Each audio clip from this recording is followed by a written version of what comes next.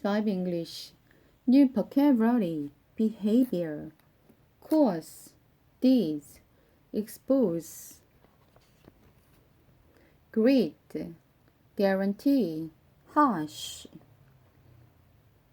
idolater, immorality, impurity, inherit, malicious, obscene, opportunity, perfume, raise, rebook, redemption, and finished my word test.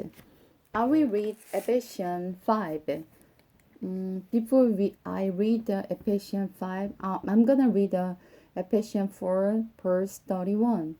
Get rid of all bitterness, rage, anger, harsh words, and slander, as well as all type of the malicious behavior. Instead, be kind to each other, tender-hearted, forgiving one another, just as God through Christ has forgiven you. Living in the light.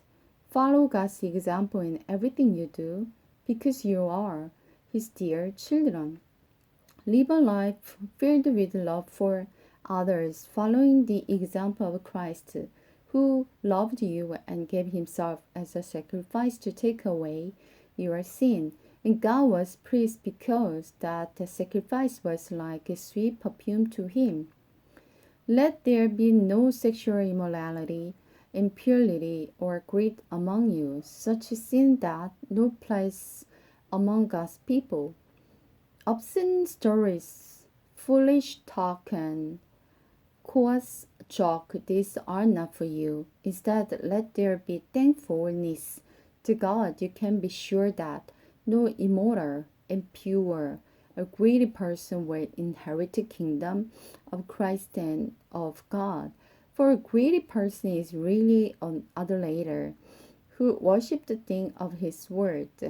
Don't be fooled by those who try to excuse these sins, for the terrible anger of God come upon all those who disobey Him.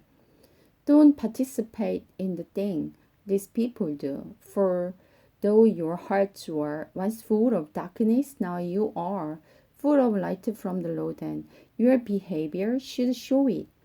For this light within you produces only what is good and right and true.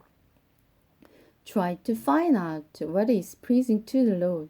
Take no part in the worthless deeds of evil and darkness. Instead, rebuke and expose them. It is shameful even to talk about the thing that ungodly people do in secret. But when the light shines on them, it becomes clear how evil these things are. And where your light shines, it will expose their evil deed. This is why it is said, "Awake, O sleeper, rise up from the dead, and Christ will give you light." Living by the Spirit's power.